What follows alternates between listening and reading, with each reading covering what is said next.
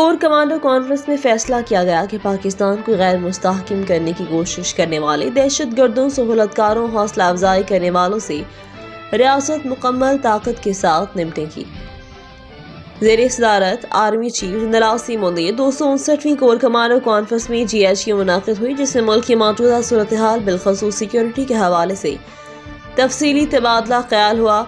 उन्होंने कहा, कॉन्फ्रेंस के दौरान जमशुदा अजला और बलूचिस्तान के बॉर्डर अजला में पायदार अमन व तरक्की पर भी जोर दिया गया। इसके अलावा पाकिस्तान की खुद मुख्तारी और इलाकाई सालमियत के दफा के लिए पाक फौज की अज़म का अदा किया। शुरका को कौमी सलामती को दरपेश चैलेंजेस, बढ़ते हुए खतरात के जवाब में अपनी हिकमत अमली के बारे में भी ब्रीफिंग दी गई। कॉन्फ्रेंस के शुरका ने मुसल्लह अफवाज, कानून नाफिज करने वाले इदारों के अफसरान, जवान और सिविल सोसाइटी के शहदा जिन्होंने मुल्क की हिफाजत, सलामती, वक़ार के लिए अपनी जानों का नजराना पेश किया, उनकी अजीम कुर्बानियों को ज़बरदस्त खराज अकीदत पेश किया।